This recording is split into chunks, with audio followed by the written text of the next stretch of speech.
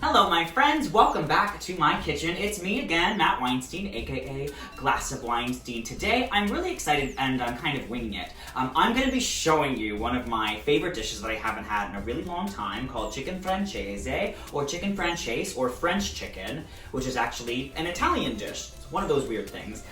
What's fun about chicken francese or chicken Francese is it's very similar to a chicken piccata, which is traditionally done in an egg batter and then goes into the flour and then you finish it with capers and lemon. What separates the two dishes is that this is kind of done in a little bit of a reverse. So the chicken goes into our flour mixture and then into our egg mixture and then goes into the pan. It gives it just a much more delicate kind of outer layer. It's super silky and delicious. We're gonna finish it with some wine and some butter, and we're gonna do something fun with our lemon. So without much else to do, let's grab a glass of Weinstein and let's get cooking. So I've already pre-sliced my chicken. Again, they were a little bit funny shaped because of the box that I got. So I've got them cut into some pretty thin pieces, so those are all ready to go. I have a couple different gluten-free flour combinations here. I'm just gonna season my gluten-free flour mixture with salt pretty gratuitously. We don't want our food to be bland. And while I'm here, I'm gonna hit our egg mixture up with some salt as well. That way you know the whole thing's gonna be flavored all the way through when you flavor in those layers. I'm gonna throw in some freshly cracked black pepper into both. Nothing too crazy here. The chicken and the lemon are really gonna speak for themselves here. With a little help of our wine and our butter. Very excited. I've got some fresh parsley. I'm gonna add this right into our egg mixture. And I might cut up some more for later for a garnish. But I've got that here. Let's combine our seasonings to our flour. Again, nothing too crazy, keeping it simple. And then, where's my whisk? Just gonna combine the parsley into our egg mixture. That's gonna give it a really gorgeous color as well.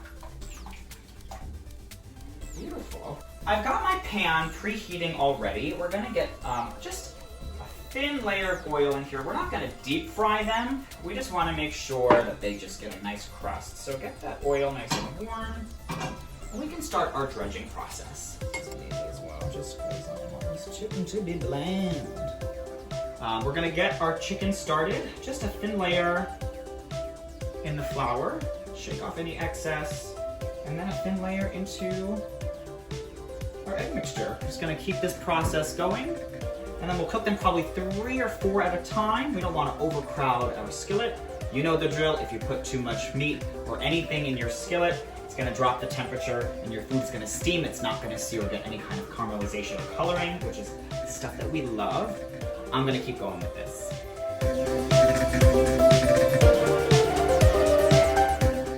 My pan is nice and hot. You can see it's sort of already doing that swirly thing that it does. This is extra virgin olive oil in here.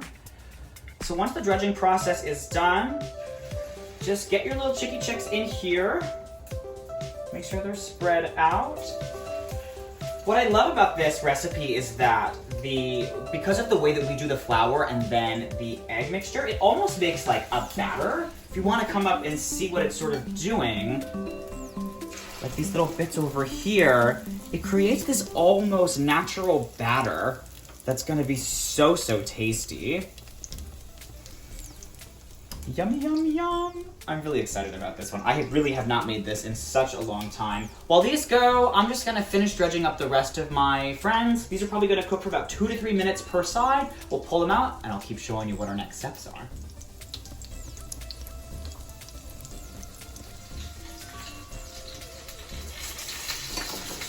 Oh, I got hurt. I'm gonna give these a little peeky poo. Beautiful. They almost look like little fish and chips. Beautiful. And this skillet is really doing a nice job here. All right, we're gonna finish cooking them on this side. Oh, I'm gonna start slicing up my lemons. We're gonna get those caramelized in the skillet when these guys are done. I'm gonna take a lemon. We're just going to delicately get this into some nice thin slices. After our chicken's done, I'm gonna pull it out and we're gonna put these lemon pieces in. We're gonna get them nice and caramelized. That's not only going to be really beautiful at the end for presentation, it's also going to basically inform the flavor of the pan for when we get our butter and our wine and our chicken broth in there. These are super aromatic. I absolutely love the smell of fresh lemon. I'm gonna do one more, just in case. I'm gonna do one of mine. These guys, beautiful. Just nice and thin, nothing too complicated. And by the time I'm done slicing these, I'll be ready to pull my chicken out. Lovely.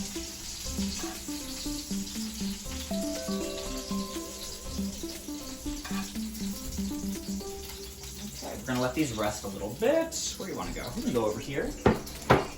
We're gonna get the rest of our chicken in here. Let's go, let's do it. There should already be enough oil in here from my last round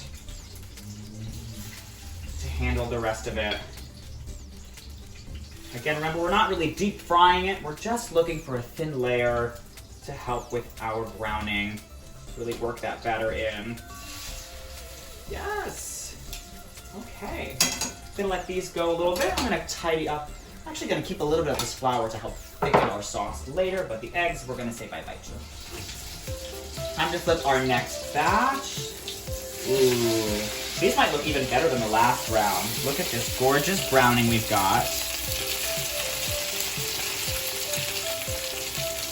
All right, and just 2 to 3 more minutes on this side, and then we'll get ready to start our Francese sauce.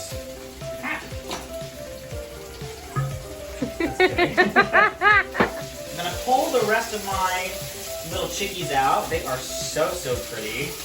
I actually put just a thin layer of paper towel underneath just to kind of catch any excess oil, and also to help try and make sure that our layer of batter stays intact. Sometimes the Francese batter likes to fall off. We're gonna keep this pan going. Remember those lemon slices we did? We are going to just add these into the oil. Just quickly get them swimming in there.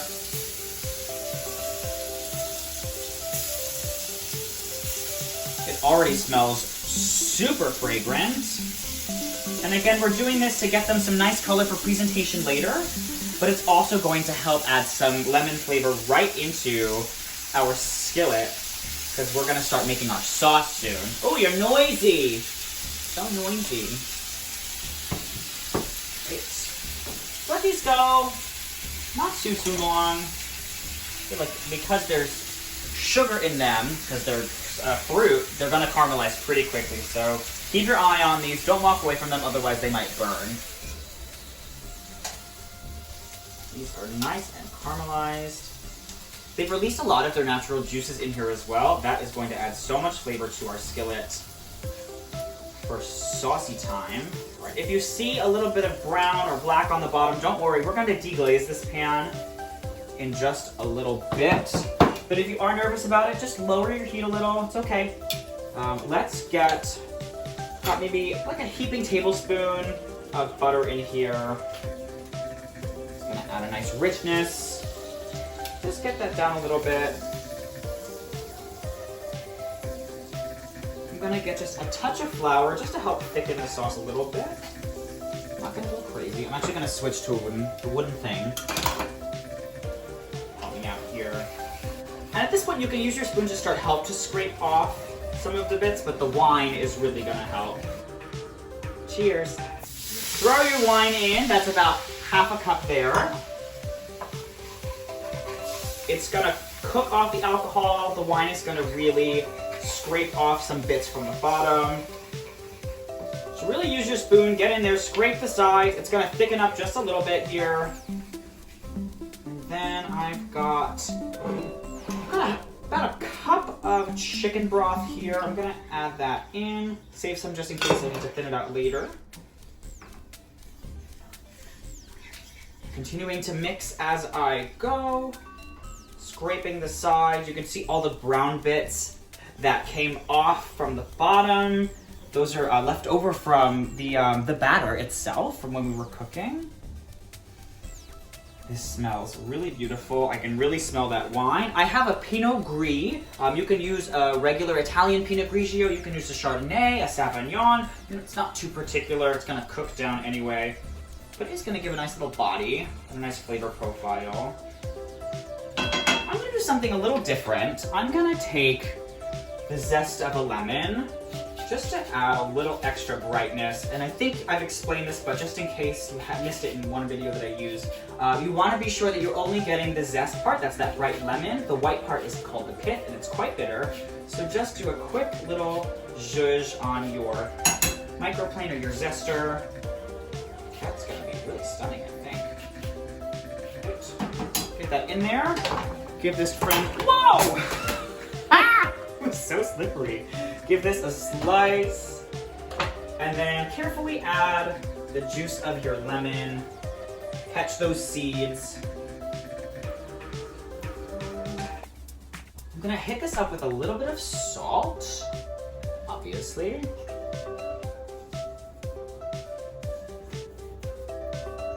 let's give this a little stir. It smells really bright because of all that lemon in there. Lemon and wine is a really lovely combination. It's just a little bit thick, it's not too crazy. I'm gonna let this reduce down for another few minutes, just over medium heat. Really make sure I've got everything incorporated and worked in. The lemon zest, the lemon juice, that wine broth that we have.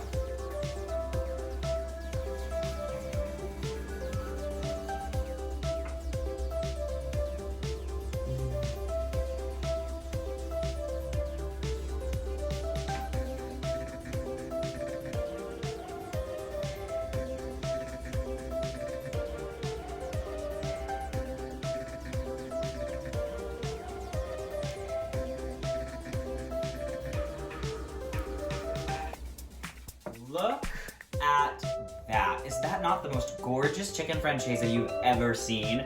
Not only does it look delicious, it tastes delicious too. Super bright and lemony. Got a gorgeous crust on that chicken, and I'm serving it with a simple, silky mashed potato underneath.